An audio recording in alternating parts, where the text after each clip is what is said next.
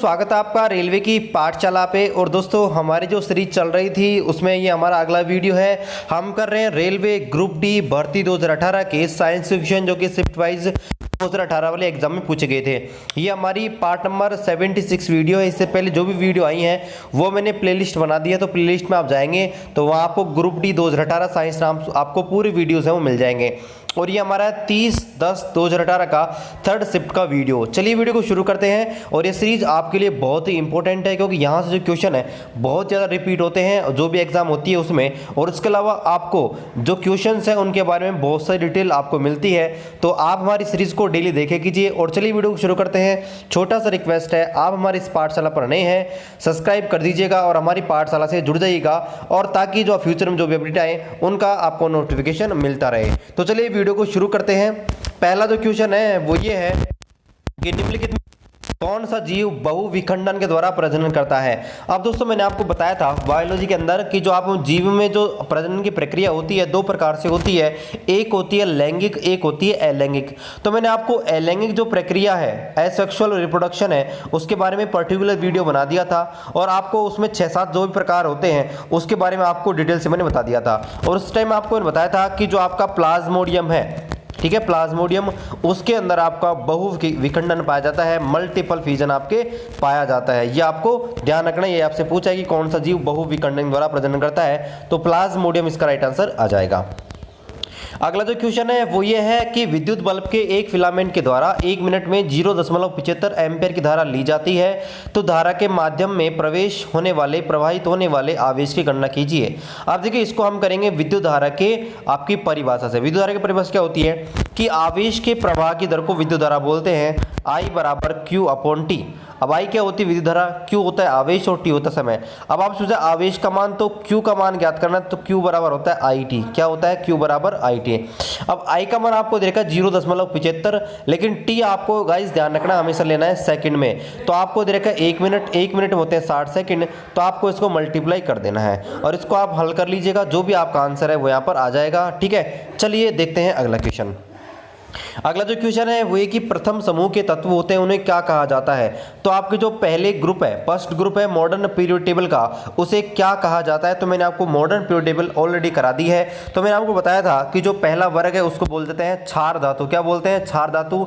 ये पहला वर्ग है। दूसरा जो आपका ग्रुप होता है उसको बोलते हैं क्षारीय मर्द धातु। आपका जो निष्क्रिय गैस है ये आपकी होती है वर्ग 18 में, और आपके हेलोजन होते हैं वो होते हैं वर्ग 17 में। तो आपसे पूछा है कि किस समूह के तत्वों को आपको वो पहले समूह के तत्व क्या कहा जाता है? पहले समूह के तत्व को कहा जाता है आपका क्षार धातुएं, आपका एल्कली मेटल्स।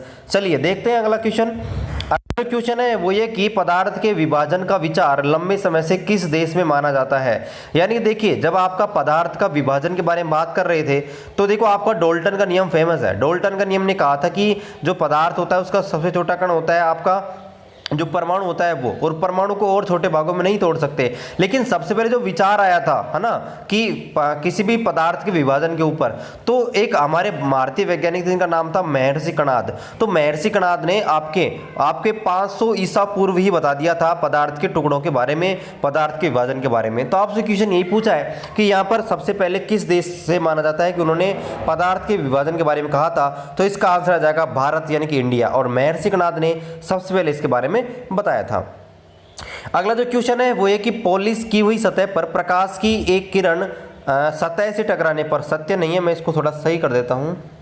तो एक सतह से टकराने के बाद वापस उसी माध्यम में लौट आती है, प्रकाश की इस घटना को क्या कहा जाता है। मान लीजिए ये कोई सरफेस है, ये कोई सतह है, ठीक है, इस पर पॉलिश कर रखी है, तो पॉलिश करके तो कांच हो गया, तो यहाँ से कोई प्रकाश किरण आई और प्रकाश किरण आने के बाद वापस उसी माध्यम में वापस लौट गई, तो प्रकाश की इस घटना को कहा जाता है परावर्तन। और मैंने ऑलरेडी गोलीय दर्पण से जो भी आपकी घटनाएं होती हैं, परावर्तन है, अपवर्तन है, इनके बारे में आपको पहले ही बता रखा है। अब देखिए मैं आपको थोड़ा सा और बता दूं इनके बारे में।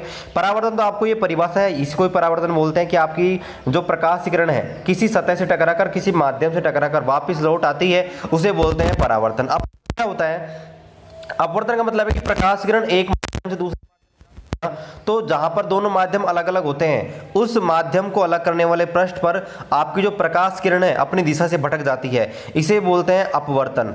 विवर्तन क्या होता है? विवर्तन का मतलब छाया बनना। जैसे आप सूर्य के प्रकाश के सामने आपके हाथ को खड़ा करोगे तो आपका हाथ है ना, उसके से अंगुलियां और ये आपकी प्रतिबिंब वो नीचे बन जाएगा। यानी कि प्रकाश का किसी भी आकृति के किनारों से टकराकर, है ना, किनारों से टकराकर उसकी आकृति बनाना, उसे बोलते हैं आपका विवर्तन। और आपका विरलीकरण का क्या होता है? विरलीकरण का मतलब आपके जो घनत्व होता है, डेंसिटी होती है, उसका कम होना, विरलीकरण। ठीक है, चलिए देखते हैं अगला क्वेश्चन। अगला जो क्वेश्चन है वो ये कि निम्नलिखित में से कौन सा कथन है वो गलत है। आपको 4 कथन दे रखे हैं और चारों कथन है वो आपके आयनीकरण क्षमता के आधार पर हैं। तो पहले तो मैं आपको बता दूं आयनीकरण क्षमता होती क्या है, ठीक है। और आयनीकरण क्षमता के बारे में मैं आपको कुछ फैक्ट बताता हूँ और फिर आप देखना इनमें कौन सा कथन है वो आपका सत्य है। तो देखिए, आयनीकरण क्षमता का मतलब होता है कि किसी भी उदासीन परमाणु से इलेक्ट्रॉन निकालने के लिए उसकी जो क्षमता होती है उसे बोलते हैं आपकी आयनीकरण क्षमता। अब देखिए, पहली बात तो ये कि आपका कोई भी तत्व होता है वो इलेक्ट्रॉन तभी त्याग सकता है जब उसके बाह्यतम कोष में उपस्थित इलेक्ट्रॉन मुक्त हों, ठीक है। अगर उसके ऐसे कोष से इलेक्ट्रॉन निकालेंगे जो कि स्थायी है तो उसमें क्या करना पड़ेगा? हमको ज़्यादा ऊर्जा देनी पड़ेगी, सीधी सी बात है। और आपका एक चीज़ और ध्यान रखनी है कि कोई भी कक्षक अगर आधा भरा हुआ है या पूरा भरा हुआ है तो उसकी जो आयनीकरण ऊर्जा है वो बहुत ही ज़्यादा होती है, ये भी आपको ध्यान रखना है। तो और एक चीज़ आपको बता दूं कि जिस तत्व का जो आपका जो आकार है जितना छोटा होता है उसकी आयनीकरण क्षमता होती है उतनी ही ज़्यादा होती है, और जिसका आकार जितना बड़ा होता है उसकी आयनीकरण का मान उतना ही क्या होता है? ज़्यादा होता है, ठीक है, वो उतना ही कम होता है। अब आप देखिए, ठीक है, अब आप देखिए यहाँ पर पहला दे रखा है कि एल्युमिनियम की प्रथम आयनीकरण क्षमता होती है वो मैग्नीशियम से कम होती है, ठीक है। अब देखिए, आपका एल्युमिनियम है वो आता है आपका इधर वर्ग 13 में, जबकि आपका मैग्नीशियम आता है इधर वर्ग 2 में। तो अगर हम आधुनिक आवर्त सारणी में बाईं ओर से दाईं ओर जाते हैं तो आकार में क्या होती है? कमी होती है। क्या होती है? आकार में कमी। और आकार में जब कमी होती है तो आपकी जो आयनीकरण क्षमता है उसका मान क्या होता है? बढ़ता है। तो क्या बोलेंगे कि एल्युमिनियम की प्रथम आयनीकरण क्षमता होती है मैग्नीशियम से कम होती है क्या? मैग्नीशियम से कम होती है क्या? तो बिल्कुल सही है, मैग्नीशियम से क्या होती है? कम होती है। अगला क्वेश्चन देखते हैं। अगला जो क्वेश्चन है वो ये कह रहा है कि निम्नलिखित में से कौन सा कथन है वो आपके गलत है, यानी कि असत्य है। अब देखिए, ये जो क्वेश्चन है ये आपके आयनीकरण क्षमता पर आधारित है। अब मैं आपको बता दूं आयनीकरण क्षमता क्या होती है। तो देखिए, किसी भी तत्व के उदासीन अवस्था में इलेक्ट्रॉन निकालने के लिए वो इलेक्ट्रॉन त्यागने की जो प्रवृत्ति होती है, इलेक्ट्रॉन त्यागने की जो क्षमता होती है उसे आयनीकरण क्षमता बोला जाता है, ठीक है। ये आपकी होती है आयनीकरण क्षमता। आपको एक चीज़ और ध्यान रखनी है, कोई भी तत्व होता है ना, कोई भी तत्व, ठीक है, उसकी जो आयनीकरण क्षमता होती है वो डिपेंड करती है उसके इलेक्ट्रॉन विन्यास के आधार पर। अगर उसका इलेक्ट्रॉन विन्यास उत्कृष्ट गैस विन्यास के समान है या उसका अंतिम कोष पूरा भरा हुआ है या अर्ध भरा हुआ है तो उसकी जो आयनीकरण जो क्षमता है वो क्या होगी? आपके कम होगी, ठीक है। ये आपको ध्यान रखना, आयनीकरण क्षमता का मान वो आपका आयनीकरण ऊर्जा है उसका मान क्या होगा? ज़्यादा होगा, उसको ज़्यादा एनर्जी देगा वो, ठीक है। ये आपको ध्यान रखना है। यानी कि जिसका आपका अष्टक पूरा है उसकी जो आयनीकरण क्षमता है वो क्या होती है? ज़्यादा होती है। ये आपको ध्यान रखना है, उससे इलेक्ट्रॉन निकालना आसान नहीं होता है। तो देखिए, आप पूरे कथन देखते हैं। पहला जो कथन है वो ये है कि एल्युमिनियम जो है, एल्युमिनियम की पहली आयनीकरण ऊर्जा है उसका मान आपके मैग्नीशियम से कम होता है। तो बिल्कुल सही है, पहला कथन बिल्कुल सही है। मैग्नीशियम जो होता है, मैग्नीशियम आपके आधुनिक आवर्त सारणी में आता है इधर आता है आपका इधर आपका आता है एल्युमिनियम। तो इधर से इधर चलेंगे, अगर समान इलेक्ट्रॉन निकालने हैं तो आपका क्या होगा? एल्युमिनियम की क्या होगी? कम। पहला सही है। दूसरा आपको दे रखा है कि मैग्नीशियम की तीसरी आयनीकरण क्षमता सोडियम से अधिक होती है, ठीक है। ये भी आपके सही है, ठीक है। अगला जो है, सोडियम की पहली आयनीकरण क्षमता मैग्नीशियम से कम होती है, ये भी आपके सही है। लेकिन चौथा जो कथन है वो आपको दे रखा है कि मैग्नीशियम की दूसरी आयनीकरण क्षमता होती है वो सोडियम से ज़्यादा होती है। ये कथन आपका गलत हो जाएगा। क्यों गलत है? देखिए, एक तो मैग्नीशियम है, मैग्नीशियम से 2 इलेक्ट्रॉन निकालने हैं, है ना, और एक आपका सोडियम है, सोडियम से 2 इलेक्ट्रॉन निकालने हैं। अब देखिए, जो सोडियम है उसका इलेक्ट्रॉन विन्यास होता है 281। क्या होता है? 281। जबकि आपका मैग्नीशियम का होता है 282।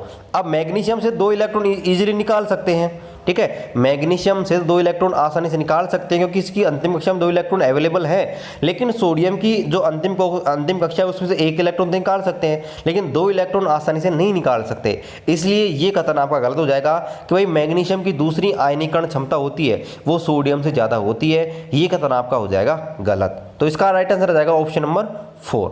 चलिए अगला जो क्वेश्चन है वो ये कि प्रतिध्वनि को कम करने के लिए ऑडिटोरियम की छतों व दीवारों पर किसका उपयोग किया जाता है।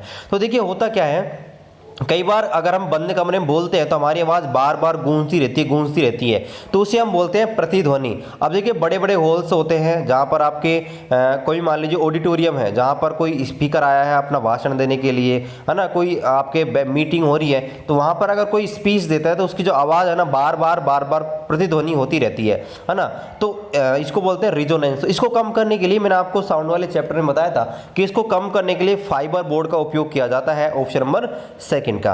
अगला जो क्वेश्चन है वो ये कि निम्न में से कौन सा कथन अम्ल के बारे में सत्य नहीं है। अब मैंने आपको अम्ल, क्षार और लवण ऑलरेडी कंप्लीट करा दिए हैं, तो आपको तो इस क्वेश्चन का जो आंसर है बिल्कुल सही देना पड़ेगा। तो देखिए पहला दे रखा है कि अम्ल स्वाद में खट्टे होते हैं, बिल्कुल सत्य है। दूसरा, ये नीले लिटमस पत्र को लाल कर देते हैं, दूसरा भी सही है। तीसरा, ये जलीय विलयन में OH- आयन का निर्माण करते हैं, ये कथन गलत है। आपके जो अम्ल होते हैं वो जलीय विलयन में H+ आयन देते हैं, क्या देते हैं, H+ आयन, OH- नहीं देते हैं। और अगला है, ये धातुओं से क्रिया करके हाइड्रोजन गैस देते हैं, ये कथन आपके सत्य है। तो आंसर आ जाएगा ऑप्शन नंबर 3 है, वो इसका राइट आंसर आ जाएगा।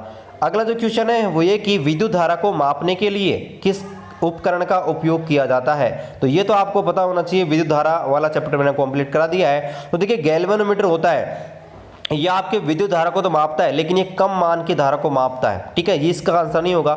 एमीटर होता है, वो आपके एमीटर जो होता है वो आपके धारा को मापने में काम आता है, क्या मापने आता है, धारा को मापने का काम। तो इसका जो आंसर आ जाएगा वो आ जाएगा एमीटर। अब बच गया वोल्ट मीटर। वोल्ट मीटर क्या होता है, आपके जो पोटेंशियल डिफरेंस होता है, विभवांतर, उसको मापने का यंत्र, उसको बोलते हैं आपका वोल्ट मीटर। लेकिन पोटेंशियोमीटर जो होता है इसको आपको हिंदी में बोलते हैं विभवमापी, तो यह आपके काम आता है विभव को मापने में। लेकिन ये भी आपका स्पेशल आपका एक स्पेशल आपका इंस्ट्रूमेंट होता है, जनरली इसका उपयोग नहीं करते हैं। विभव और विभवांतर मापने के लिए जनरली वोल्ट मीटर का उपयोग किया जाता है। अगला जो क्वेश्चन है वो ये है कि जब हम श्वास लेते हैं तो श्वास लेने की प्रक्रिया में कौन कौन सी 2 प्रक्रियाएं होती हैं। तो देखिए जब हम श्वास लेते हैं ना 2 प्रकार की प्रक्रियाएं होती हैं, एक बार तो हम श्वास अंदर लेते हैं, एक बार श्वास बाहर लेते हैं। तो ये जो प्रक्रियाएं होती हैं उनको बोलते हैं प्रश्वसन और निश्वासन। प्रश्वसन का मतलब है कि श्वास अंदर लेना और निश्वासन का मतलब है कि श्वास बाहर छोड़ना। तो ये 2 प्रोसेस आपके शरीर के अंदर होती हैं। अगला जो क्वेश्चन है वो ये कि रेंसिडिटी क्या होती है, ठीक है, रेंसिडिटी क्या होती है। तो होता क्या गाइस, भोजन का सड़ना जो होता है ना उसे हम रेंसिडिटी बोलते हैं, यानी कि बासा होना। जैसे हम रोटी बना लेते हैं तो रोटी अगर रात को बनाई है तो सुबह हम देखते हैं तो बासी हो जाती है, एक प्रकार से रेंसिडिटी हो जाती है। तो इसका मतलब क्या होता है कि जो उसके अंदर जो आपका फैट होती है, फैट जो होता है उसके अंदर उसका आपके ऑक्सीडेशन हो जाता है, उसका ऑक्सीकरण हो जाता है। तो इसका जो ऑप्शन है ऑप्शन नंबर 2 है, वो इसका राइट आंसर आ जाएगा कि जो फैटी एसिड है उसका ऑक्सीकरण होना रेंसिडिटी कहलाता है, ठीक है। अगला जो क्वेश्चन है वो ये है कि एक लंबवत ऊपर की ओर फेंकी गई एक वस्तु जमीन से 12.5 सेकंड में लौट आती है, इसका प्रारंभिक वेग ज्ञात कीजिए। देखिए ऐसे करें कि ये कोई हमारी पृथ्वी का सरफेस है, यहाँ से हमने एक वस्तु को ऊपर की ओर फेंका और ऊपर की ओर फेंका तो ऊपर की ओर जाने पर वस्तु वापस नीचे आई और आने में और जाने में 12.5 सेकंड में लौट आई। लंबवत ऊपर की ओर फेंका और फेंकने के बाद ये आपके 12.5 सेकंड वापस आ गई, मतलब जाने में और आने में जो टोटल टाइम लगा है वो आपका 12.5 लगा है, ठीक है। अब यहाँ पर पूछा है इसका वो वेग ज्ञात करो जिससे इसको प्रारंभ में फेंका गया था। तो गाइज हम इसकी सहायता से नहीं ज्ञात कर सकते हैं। प्रारंभिक वेग हमेशा जब वस्तु को फेंका जाता है तो उसका वेग होता है वो 0 होता है, आपको ध्यान रखना है 0 इसका राइट आंसर आ जाएगा। ये सारी चीज़ें आपको गलत दे रखी है क्योंकि टाइम है, अगर आपको टाइम दिया होता कि भाई इतने सेकेंड में वो आपके हाईएस्ट पॉइंट पर चली जाती है तो हम फिर फॉर्मूला लगाते हैं, ठीक है, v = u + at का, ठीक है। लेकिन उस फॉर्मूले की जरूरत नहीं है क्योंकि यहाँ पर आपको दे रखा है कि आने में और जाने में जो टाइम है टोटल टाइम आपको दे रखा है और आपको पता होना चाहिए जब किसी वस्तु को फेंकेंगे तो शुरुआत में उसका वेग होगा, है ना, तो वो क्या होगा 0 होगा और जब वस्तु वापस से नीचे आ जाएगी तो उस स्थिति में वेग क्या होगा उसका अधिकतम होता है, ये भी आपको ध्यान रखना है, ठीक है। तो इसका आंसर आ जाएगा 0 आना चाहिए। वैसे रेलवे ने इस क्वेश्चन को नेग्लेक्ट कर दिया था, ठीक है। अगला जो क्वेश्चन है कि आपको 4 कथन दे रखे हैं, 3 कथन, ठीक है। इनमें से आपको बताना है कौन सा स्टेटमेंट है वो आपका सत्य है। पहला दे रखा है कि चंद्रमा की तुलना में जी का मान, जी का यानी कि आपका गुरुत्वीय त्वरण का मान पृथ्वी का 1/6 होता है। बिल्कुल सही है। जो आपका चंद्रमा पर जो छोटा जी है, मतलब स्मॉल जी है, इसको बोलते हैं गुरुत्वीय त्वरण, इसका मान पृथ्वी के गुरुत्वीय त्वरण का क्या होता है, 1/6 होता है, यानी कि जी डैश बराबर g/6 होता है। दूसरा कथन आपको दे रखा है, पहला तो हो गया सत्य। दूसरा दे रखा है कि चंद्रमा पर जी का मान पृथ्वी के जी के बराबर होता है। दूसरा कथन आपका गलत है, ठीक है। तीसरा कथन है कि 1 मीटर की दूरी पर रखे गए दो पिंड है जिनका वजन है 2 किलो और 3 किलो, इनके बीच लगने वाला गुरुत्वाकर्षण बल वो जो आपको होगा वो होगा 40.02 10⁻⁻11 न्यूटन होगा। तो देखिए निकालते हैं। आपका गुरुत्वाकर्षण बल होता है वो होता है F बराबर G m1 m2 upon r square, ठीक है। तो देखिए जी का मान होता है 6.67 10⁻11, m आपको दे रखा है 2 किलो, m2 आपको दे रखा है आपका 3 किलो और इनके बीच दूरी है 1। तो आपका ये हो जाएगा 6 और 6 इंटू 6.67 करोगे तो आएगा 40 इंटू 10⁻7, जो कि आपका बिल्कुल सही है, ठीक है। तो आपका पहला कथन और तीसरा कथन है वो इसका सही आंसर आ जाएगा। अगला जो क्वेश्चन है वो ये है कि जी का मान द्रव्यमान और, अच्छा ये इसी का ही भाग था, ठीक है। ये आपका इसी का ही भाग था जो आपका 13वां क्वेश्चन है ना, इसका ये चौथा स्टेटमेंट है जो नीचे लिखा गया मेरे से गलती से। तो देखिए जी का मान है वो आपका द्रव्यमान और दोनों निकाय के गुणनफल के सीधे समानुपाती होता है। तो देखिए जी क्या होता है, जी होता है जी बराबर GM/r², ये होता है GM/r²। तो देखिए ये बोल रहा है कि छोटा जी है, इसका मान होता है दोनों द्रव्यमान के समानुपाती होता है और दोनों जी का मान द्रव्यमान और दोनों निकाय के गुणनफल के सीधे समानुपाती होता है। तो बिल्कुल सही है। अगर आपका दो निकाय दे रखे हैं जिनका मान, अगर मान लीजिए जिनके बीच आपका गुरुत्वीय त्वरण है, इसका मान निकालना तो वो होता है Gm1 m2 अपॉन r², ठीक है। तो ये आपके दोनों के जो गुणनफल है उसके क्या होता है, समानुपाती होता है। ये भी आपका कथन क्या हो जाएगा, सत्य हो जाएगा, ठीक है। चलिए अगला क्वेश्चन देखते हैं कि निम्न में से किस में कणों का विसरण सबसे ज्यादा होता है। अब गाइज आपको इस क्वेश्चन को अच्छे से पढ़ना है। विसरण का मतलब होता है कि फैलना। अब देखिए आप क्या करते हैं, मान लीजिए किसी ने स्प्रे लगा रखी है, किसी ने सेंट लगा रखी है, फोग लगा रखी है, जो भी लगा रखी है ना, तो अगर आपने सेंट लगा रखी है तो वो क्या होती है, गैस होती है। तो उस अगर आपने लगा रखी है तो उसकी जो परफ्यूम है, जो भी आपने परफ्यूम लगा रखी है, उसकी खुशबू क्या होती है, फैल जाती है और वो होती है आपकी गैस। इस प्रकार से आपको क्वेश्चन को समझना है कि किसके कणों में जो विसरण हो, विसरण का मतलब फैलना, किसके कणों में विसरण होता है वो सबसे ज्यादा होता है। तो आपको पता होना चाहिए गैस के कण है सबसे ज्यादा फैलते हैं, ठीक है। तो मान लीजिए एक आदमी ने परफ्यूम लगा रखी है तो परफ्यूम उसकी क्या होगी, बहुत ज्यादा फैलेगी। दूसरा, अगर हम द्रव का एग्जाम्पल लेते हैं, ठीक है, द्रव का एग्जाम्पल है तो द्रव में मान लीजिए हमने कोई चीज़ डाल दी है ना, तो उसको फैलने में कितना टाइम लगेगा। मान लीजिए आपने उसके अंदर स्याही डाल दी तो स्याही उसको फैलने में टाइम लगाएगी। और अगर आपका ठोस है, ठोस का एग्जाम्पल ले लें तो ठोस अगर आपने एक स्थान पर डाल दिया, मान आपने बोर्ड पर कुछ लिख दिया चौक की मदद से, तो वो आपका विसरण मतलब कितने दिन तक वो फैलेगा, तो आपका फैलता नहीं है। आपको पता है ठोस से अगर कोई चीज़ हो जाती है तो फैलती नहीं है। तो आपको ध्यान रखना है गैस इसका राइट आंसर आ जाएगा, ठीक है। प्लाज्मा इसका राइट आंसर नहीं आएगा। आपका गैस है, गैस के कणों में सबसे अधिक विसरण है वो पाया जाता है, मतलब फैलने का गुण पाया जाता है। अगला जो क्वेश्चन है कि एक पिंड है वो समान समय में समान दूरी तय करता है, तो इसकी गति को क्या कहा जाता है। तो क्या बोलते हैं कि जब आपका कोई पिंड समान समय में समान दूरी तय करता है तो उसकी गति को बोला जाता है नियत गति, या बोलते हैं समान गति। क्या बोलते हैं, नियत गति या एक समान गति। तो आपका जो ऑप्शन नंबर 2 है वो इसका राइट आंसर आ जाएगा। अगला जो क्वेश्चन है वो ये कि एक विद्युत उपकरण 1 सेकंड में 1000 जूल ऊर्जा की खपत करता है। यदि वह 1 घंटे यूज होता है तो इसके द्वारा खपत की गई जो विद्युत ऊर्जा है उसका मान कितना होगा। तो देखिए विद्युत ऊर्जा है उसका मान निकालने का डायरेक्ट तरीका यही है ना, कि आपका शक्ति निकालो, ठीक है, उसको आपको टाइम से मल्टीप्लाई करो और 1000 का भाग लगा दो। लेकिन आप इसको दूसरे प्रकार से भी कर सकते हो, ठीक है, 2 प्रकार से कर सकते हो। पहली बात तो ये कि भाई 1 सेकंड में अगर आपका 1000 जूल है उसका, मैं आपको दोनों मेथड से कराता हूँ। पहला तो आपका डायरेक्ट मेथड नंबर 1 जो हम करेंगे सूत्र की मदद से। तो देखिए विद्युत ऊर्जा का व्यय होता है कि आपकी शक्ति होनी चाहिए आपका वाट में, टाइम होना चाहिए घंटे में और 1000 का भाग लगा देते हैं, ये होता है, ठीक है। अब आप देखिए, आपको P का मान दे रखा है कि 1000, वो आपका 1000, आपका P यानी शक्ति नहीं दे रखी है, तो आपका जो पहला जो सूत्र है वो काम नहीं आएगा। तो हम करेंगे डायरेक्ट दूसरे वाले तरीके से, ठीक है। अब दूसरे वाला तरीका ये आपको दे रखा है कि भाई 1 सेकंड में 1000 जूल का उपयोग किया, तो 1 घंटे चला, 1 घंटे में कितने होते हैं 3600 सेकंड, क्या होते हैं 3600 सेकंड, और आपका 1000 जूल है उसका उपयोग हुआ है। तो इसका राइट आंसर आ जाएगा आपका ये पूरा 3600 इंटू गुणा करेंगे आपका 1000 से। तो इसको हम शॉर्ट में लिख सकते हैं 3.6 10 की पावर 6 लिख सकते हैं, नहीं लिख सकते। और 3.6 10 की पावर 6 होती है, वो आपकी होती है 1 यूनिट यानी कि 1 kilo watt, 1 kilo watt hours, ठीक है। तो इसका जो आंसर आ जाएगा वो आ जाएगा 1 किलो वाट हावर्स। अगला जो क्वेश्चन है उसको देखते हैं। अगला जो क्वेश्चन है वो ये है कि कार्बन होता है वो एक चतुसंयोजक होता है। चतुसंयोजक का मतलब कि जो वैलेंसी होती है, संयोजकता होती है, वो 4 होती है तथा इसमें सहसंयोजक बंध भी पाया जाता है। तो आपसे पूछा है कि ये दोनों गुण होने के कारण यह एक गुण दर्शाता है, उस गुण को क्या कहा जाता है। तो मैंने कल भी इस एक वीडियो था उसमें यही क्वेश्चन आया था, तो उसको बोलते हैं आपका श्रृंखला बंधन यानी कि चेन बॉन्ड। तो आपका कार्बन क्या होता है कि इसमें 4 संयोजकता होती है, इसके अलावा इसमें आपका सहसंयोजक बंध पाया जाता है, कोवलेंट बॉन्ड, इसलिए यह आपका श्रृंखलन गुण दर्शाता है। श्रृंखलन गुण का मतलब होता है कि कार्बन कार्बन बहुत सारे कार्बन से मिलकर अपनी एक लंबी श्रृंखला बना लेता है, इसके बोलते हैं इसका श्रृंखलन गुण यानी कि चेन प्रॉपर्टी। अगला जो क्वेश्चन है वो ये कि पृथ्वी का द्रव्यमान होता है वो कितना होता है। तो पृथ्वी का द्रव्यमान आपको पता होना चाहिए 6 × 10 की पावर 24 किलोग्राम।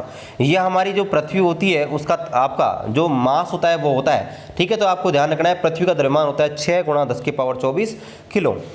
अगला जो क्वेश्चन है वो ये कि जानवरों का सबसे बड़ा समूह होता है वो कौन सा होता है। तो मैंने आपको पहले RSVT का जब पढ़ाया था उसका वर्गीकरण तब आपको बताया था कि जो आर्थ्रोपोडा होता है वो आपका जंतुओं में सबसे बड़ा समूह होता है, ठीक है। इसमें सबसे अधिक जानवर रखे जाते हैं।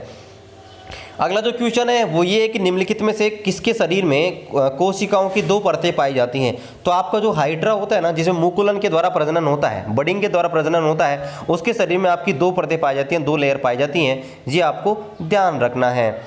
अगला जो क्वेश्चन है बहुत ही सिंपल सा क्वेश्चन है कि निम्न में से किस स्थिति में किसी व्यक्ति के पास अधिकतम स्थितिज ऊर्जा होगी।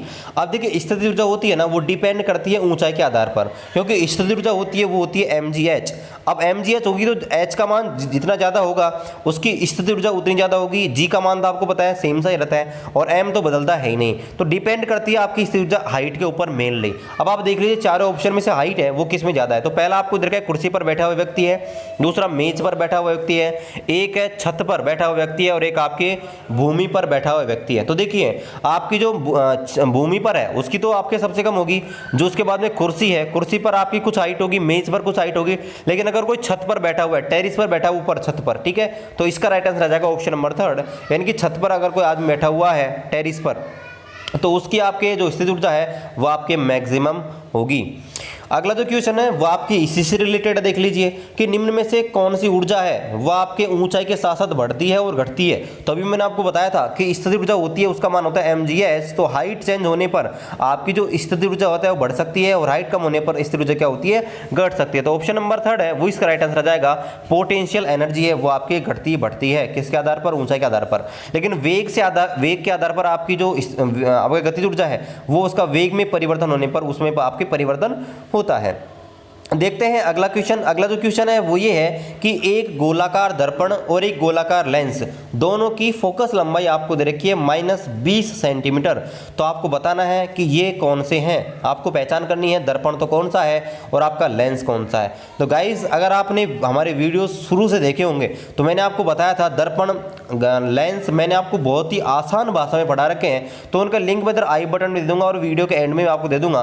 तो उन वीडियो को आप देख लीजिए गाइज, बहुत ही बेसिक तरीके से आपको बता रखे हैं। तो मैंने उस टाइम आपको बताया था जो फोकस दूरी जो होती है वो हमेशा उत्तल दर्पण हो यानी कि कॉन्वेक्स लेंस हो या कॉन्वेक्स मिरर हो, दोनों की हमेशा होती है पॉजिटिव, ठीक है। और आपकी जो अवतल दर्पण हो या अवतल लेंस हो, है ना, कॉनकेव मिरर हो या कॉनकेव लेंस हो, दोनों की जो फोकस लेंथ है वो आपकी होती है ऋणात्मक, नेगेटिव। तो आपको दे रखिए कि भाई फोकस लेंथ अगर ये है तो दोनों क्या हो जाएंगे कॉनकेव लेंस और कॉनकेव मिरर, यानी कि अवतल दर्पण और अवतल लेंस है, इसका राइट आंसर आ जाएगा।